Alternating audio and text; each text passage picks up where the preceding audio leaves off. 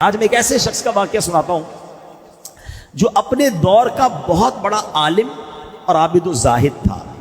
کیسا عالم تھا کہ اس کو اسم اعظم کا علم تھا، اپنی جگہ پر بیٹھتا تھا اور اپنی روحانیت سے عرش اعظم کو دیکھ لیتا تھا۔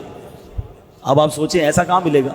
مستجاب الدعوات تھا، اس کی دعائیں بڑی قبول ہوتی تھیں، اس کے بہت سارے شاگرد بھی تھے۔ اب کیا ہوا؟ حضرت موسیٰ علیہ السلام کا دور آیا، قوم جبارین سے جہاد کرنے کے لیے بنی اسرائیل کے لشکر روانہ ہوئے۔ تو اس شخص کا نام کیا تھا؟ بلعم بن باعورہ۔ ٹھیک ہے، قرآن میں اس کا واقعہ موجود ہے۔ اتنا نیک آدمی، اتنا مقبول آدمی۔ اب بلعم بن باعورہ کے پاس اس کی قوم گھبرائی ہوئی آئی اور کہا کہ حضرت موسیٰ علیہ السلام ایک بہت بڑا طاقتور لشکر لے کر ہم پر حملہ آور ہو رہے ہیں اور وہ چاہتے ہیں کہ ہماری زمینوں سے نکال کر یہ زمینیں جو ہے وہ بنی اسرائیل کو دے دیں۔ آپ مستجاب الدعوات ہیں، آپ حضرت موسیٰ علیہ السلام کے لیے ایسی بد دعا کر دیں کہ وہ شکست کھا کر واپس چلے جائیں۔ اب یہ کانپ گیا، اس کو معلوم تو تھا کہ وہ اللہ کے نبی ہیں۔ تو وہ کہتا ہے تمہارا برا ہو خدا کی پناہ، تم جانتے ہو کس کے بارے میں بات کر رہے ہو؟ حضرت موسیٰ علیہ السلام تو اللہ کے رسول ہیں، میں ان کے خلاف کیسے بد دعا کر سکتا ہوں؟ اور ان کے لشکر میں تو مومن بھی ہے اور فرشتوں کی جماعت بھی ان کے ساتھ ہے۔ اب یہ قوم رونے لگی، گر گرانے لگی، اصرار کرنے لگی۔ تو اس نے کہا میں چلو استخارہ کر لیتا ہوں، اگر اجازت مل گئی تو پھر دیکھتے ہیں۔ استخارہ کیا تو استخارے میں بھی بد دعا کی اجازت نہ آئی۔ تو اس نے صاف صاف اپنی قوم کو منع کر دیا اور کہا دیکھو اگر اب میں نے بد دعا کی نا تو میری دنیا بھی برباد ہو جائے گی، میری آخرت بھی برباد ہو جائے گی۔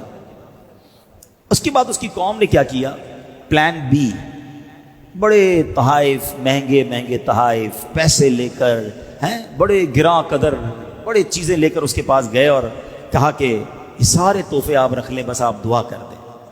اب حب مال کی محبت یہ آنکھوں پر ایسا پردہ ڈال دیتی ہے کہ جب پیسہ سامنے نظر آتا ہے بندے کو دنیا کی چیزیں نظر آتی ہیں۔ اب آپ سوچیں کہ یہ شخص، اسے معلوم ہے کہ وہ اللہ کے نبی ہیں، مگر جب اتنے پیسے، اتنا مال، اتنے جواہرات سامنے آئے تو اس کی آنکھوں پر پردہ پڑ گیا، لالچ کا بھوت سوار ہو گیا اور وہ مال کے جال میں پھنس گیا۔ اپنی گدھی پر سوار ہو کر پہاڑ کی طرف جانے لگا۔ راستے میں بار بار وہ گدھی رک جاتی، مڑ جاتی، آگے نہ چلتی۔ یہ اسے مارتا رہا، آگے بڑھاتا رہا، وہ آگے بڑھتی نہیں تھی۔ اس کو بھی گویا پتہ چل گیا تھا یہ کیا کرنے جا رہا ہے۔ اب اللہ کریم نے اس جانور کو بولنے کی طاقت دی اور وہ جانور پتہ ہے اس کو بلعم بن باعورہ کو، یعنی ایک انڈیکیشن بھی دیا گیا اسے، ایک آخری وارننگ بھی دی گئی کہ اس جانور نے کہا اے بلعم بن باعورہ تو کدھر جا رہا ہے؟ میرے آگے فرشتے کھڑے ہیں، میرا راستہ روک رہے ہیں، میرا منہ دھکیل رہے ہیں پیچھے کی طرف۔ اے بلعم تیرا برا ہو، تو اللہ کے نبی اور مومنین کی جماعت پر بد دعا کرے گا؟ اللہ اکبر۔ اس کے باوجود بلعم بن باعورہ واپس نہیں ہوا۔ کیسا پردہ ہوگا! ہائے ہائے ہائے! اب جناب وہ پہاڑ پر چڑھ گیا، حسبان نامی پہاڑ اس پہاڑ کا نام تھا، اور بلندی سے حضرت موسیٰ کے لشکروں کو دیکھا، کیونکہ اب لشکر قریب آ گئے تھے کہ بڑے سے لشکر آ رہے ہیں، اور اس نے بد دعا کرنا شروع کر دی۔ مگر رزلٹ کیا ہوا؟ اللہ کی شان دیکھو، وہ بد دعا ان کے لیے کرتا تھا مگر اس کی زبان سے وہ الفاظ نہیں نکلتے تھے، اپنی قوم کے لیے بد دعا نکلتی تھی۔ اب کیا ہوا؟ یہ دیکھ کر اس کی قوم نے ٹوکا کہ تم کیا کر رہے ہو؟ تم تو ہمیں ہی بد دعا دے رہے ہو، ہم نے پیسے دیے، ہم نے مال دیا کہ حضرت موسیٰ کے خلاف بد دعا کرو، تم ہمیں ہی بد دعا دے رہے ہو۔ وہ کہتا میری قوم میں کیا کروں، مجھے سمجھ نہیں آ رہا، میں بولتا کچھ ہوں اور زبان سے نکل کچھ اور رہا ہے۔ اب یہ بات کر ہی رہا تھا کہ اس پر اللہ کا غضب نازل ہو گیا، اس کی زبان لٹک گئی، سینے پر آ گئی۔ اس وقت بلعم بن باعورہ نے رو رو کر اپنی قوم سے کہا کہ افسوس، میری دنیا اور آخرت دونوں برباد ہو گئی، میرا ایمان جاتا رہا اور میں قہر قہار اور غضب جبار میں گرفتار ہو گیا۔ اب میری کوئی دعا قبول نہیں ہو سکتی، میں برباد ہو گیا۔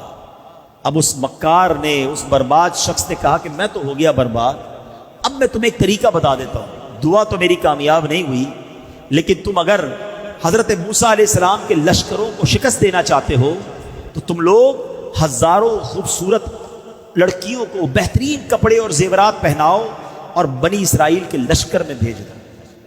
اس لشکر میں کسی ایک شخص نے بھی غلط کام کر لیا تو پھر اس لشکر پر عذاب نازل ہو جائے گا، اس لشکر کو شکست ہو جائے گی۔ اور ایسا ہی ہوا کہ اس لشکر میں ایک شخص نے برا کام کیا اور وہ لشکر جو ہے اس کے اندر طاعون کا مرض پھیلا، پلیگ جس کو کہتے ہیں، اور گھنٹے بھر میں 70,000 افراد مر گئے اور سارا لشکر تتر بتر ہو کر نامراد واپس آ گیا۔ حضرت موسیٰ علیہ السلام کے قلب پر بڑا افسوس ہوا۔